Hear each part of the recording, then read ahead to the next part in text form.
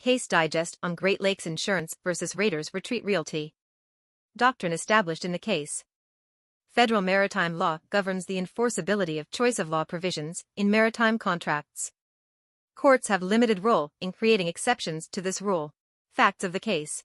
Petitioner, Great Lakes Insurance is a company organized in Germany and headquartered in United Kingdom. Respondent Raiders Retreat Realty Company is a business from Pennsylvania. The parties entered into a maritime insurance contract.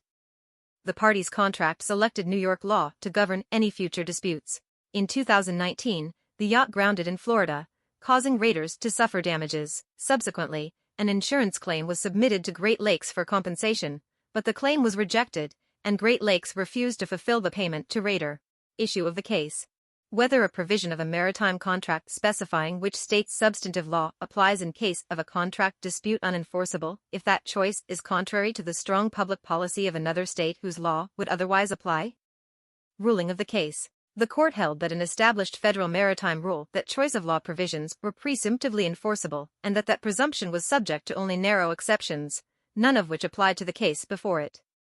The court declined to create a new exception for cases where there was a conflict between the law of the forum state and the law of the state designated by the contract, finding no historical basis for such an exception and concluding that it would significantly undermine the predictability and uniformity that maritime law seeks to afford.